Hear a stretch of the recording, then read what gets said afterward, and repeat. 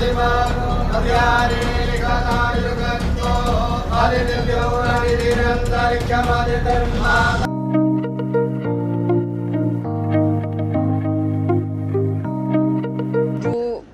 प्रार्थना कर रहे थे पंडित जी, वो बहुत खूबसूरत थी। बलूचिस्तान के एग्जाइल पीएम भारत पहुंच गई और भारत जाकर उन्हें इंडिया के प्राइम मिनिस्टर नरेंद्र मोदी से रिक्वेस्ट की है कि यूएन में उन्हें सपोर्ट किया जाए। कौन देखेगा इसको, किसकी जिम्मेदारी है? भारत की सरकार यूनाइटेड नेशंस में हमारे साथ जोड़ सकती है। बलूचिस्तान की नायला कादरी ने एक मीडिया पर आकर एक बयान दिया है जिसमें वो ये कहती थी, दिखाई दी है कि बलूचिस्तान इज नॉट पाकिस्तान, और काफी ज्यादा भारत की तारीफ भी की है और ये भी बोला है कि पाकिस्तान की वजह से बलूचिस्तान को किन किन मुश्किलात का सामना करना पड़ा है। तो पंजाब वालों ने बंगालियों के साथ बहुत बुरा सलूक किया था, ठीक है।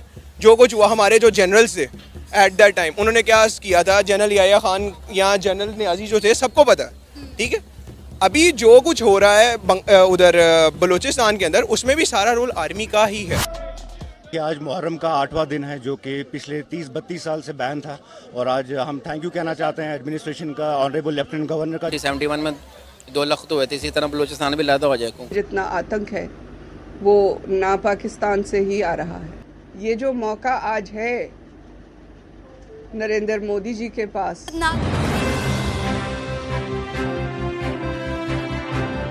नाज़रीन, बलूचिस्तान के एग्जाइल पीएम भारत पहुंच गई और भारत जाकर उन्हें इंडिया के प्राइम मिनिस्टर नरेंद्र मोदी से रिक्वेस्ट की है कि यूएन में उन्हें सपोर्ट किया जाए।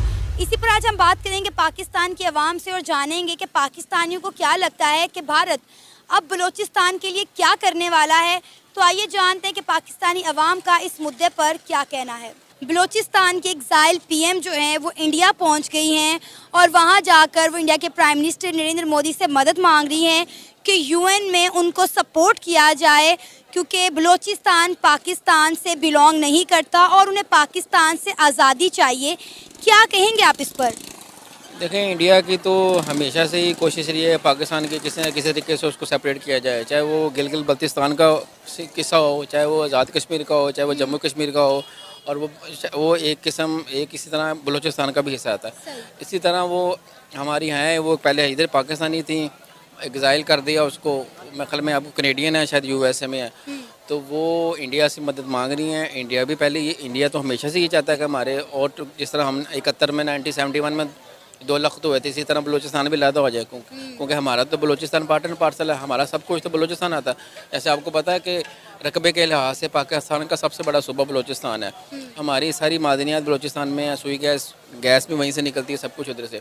तो क्योंकि वो हमारे पाकिस्तान के वो सूबे जहाँ पे पाकिस्तान का सारा रेवेन्यू जनरेट होता है, चाहे वो गैस हो, चाहे वो तेल हो। आपको सबसे बड़ी बात बताऊँ आपको, बलूचिस्तान में हमारे पास सोने के ज़खायर भी हैं, वो मकाम है, रेकोर्डिंग का मकाम है। तो इसलिए इंडिया भी चाहता है कि वो हमारे पास आ जाए। इसी तरह गिलगित बल्तिस्तान है, इसी तरह अजाब है, जम्मू कश्मीर है, क्योंकि हमारे सारे दरिया जो है मेनली बेसिस उनकी आज़ाद कश्मीर उधर ही है। इसीलिए तो वो कहते हैं कि हम पाकिस्तान का हिस्सा नहीं और हमें आज़ाद कर दिया जाए, क्योंकि वहाँ उन्हें बेसिक राइट्स ही नहीं मिल रहे। अब आपने बात की बलूचिस्तान के साथ साथ गिलगित बल्तिस्तान की और आज़ाद कश्मीर की, तो आज़ाद कश्मीर के लोगों की भी यही स्टेटमेंट है कि यहाँ से हमारे वसाइल को इस्तेमाल करते हुए, पानी का इस्तेमाल करते हुए बिजली तो बना ली जाती है, लेकिन वही बिजली हमें नहीं दी जाती। फिर आपने गिलगित बल्तिस्तान की बात की, तो वहाँ पे भी सेम मसाइल हैं। गिलगित बल्तिस्तान के लोग कैसे, देखें, इतनी ठंड में जो है प्रोटेस्ट करते सड़कों पे नज़र आते हैं कि हमारे वसाइल इस्तेमाल करते हुए, हमारे ज़खायर इस्तेमाल करते हुए पाकिस्तान के बाकी सूबों को फैसिलिटेट तो किया जाता है, लेकिन हमारे बच्चे ना पढ़ पाते हैं, ना यहाँ पे रोज़गार के मौके हैं, ना यहाँ पे गैस है, ना पानी है, ना बिजली है। तो आपको नहीं लगता कि कहीं ना कहीं हम लोग इन सूबों के साथ नाइंसाफ़ी कर रहे हैं? बिल्कुल कर रहे हैं। हम तो जब से हम मार्ज़ वजूद में हैं, हम कर रहे हैं सब, बिल्कुल 110%। मैं एज़ पर माई ओपिनियन बात बिल्कुल ठीक है, हम कैसे जाती कर रहे हैं ना। हमको डेवलपमेंट फंड तो मिलता है, ये एनएफसी अवार्ड के तहत उनके पास पैसे तो जाते हैं, सब कुछ जाते हैं। सिंध के पास अपने पैसे जाते हैं, बलूचिस्तान के पास अपने जाते हैं, पंजाब के अपने आते हैं, इसी तरह गिलगित बल्तिस्तान के पास भी जाते हैं। लेकिन उनके अगले बंदे डेवलपमेंट करें तो फिर है ना। आप देखें, जम्मू कश्मीर जो है, जो हमारा, जिसको हम अपनी इशारा कहते हैं और इंडिया उसको अपनी टूटा कहता है, वो तो 2-4 बंदे कह रहे होंगे कि कश्मीर बनेगा पाकिस्तान, वो भी नहीं चाहते हम पाकिस्तान के साथ। बलूचिस्तान की नायला कादरी ने एक मीडिया पर आकर एक बयान दिया है जिसमें वो ये कहती हुई दिखाई दी है कि बलूचिस्तान इज नॉट पाकिस्तान, और काफी ज्यादा भारत की तारीफ भी की है और ये भी बोला है कि पाकिस्तान की वजह से बलूचिस्तान को किन किन मुश्किलात का सामना करना पड़ा है। तो वीडियो में स्क्रीन पर भी दिखा दूंगी व्यूअर्स को, यकीनन आपने भी वो वीडियो देखी होगी। तो मैम क्या कहती हैं, आपके एंटी नेशनल स्टेटमेंट्स क्यों पास की जा रही हैं? देखिए, अगर कोई देश तरक्की कर रहा है, निम्रा, मैं तो बहुत पॉजिटिव वाइब्स के हिसाब से बात करूंगी कि अगर कोई देश तरक्की कर रहा है तो उसको एक्सेप्ट करना कोई बुरी बात नहीं है, कोई बुरी बात नहीं है।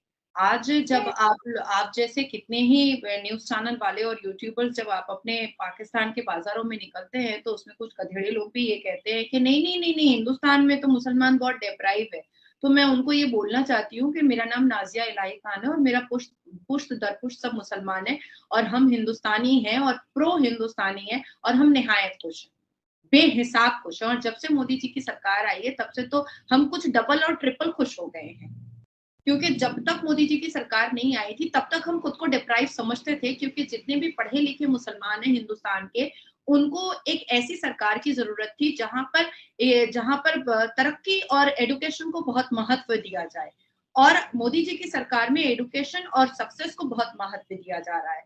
मैं कहना चाहूंगी कि बलूचिस्तान की जो एक्स चीफ मिनिस्टर ने या प्राइम मिनिस्टर ने जो बात कही है, if I am not wrong, वो लेडी हैं शायद, उन्होंने जो बात कही है उनके दिल का दर्द निकला है। और इस बात से कोई भी इनकार, निम्रा आपकी उम्र कम है लेकिन कोई भी इनकार नहीं कर सकता है कि पाकिस्तान आज ऐसे दुर्दशा पर आकर खड़ा हो गया है जो कहता जरूर है कि हम इस्लामिक देश हैं और हम कुरान पर चलते हैं।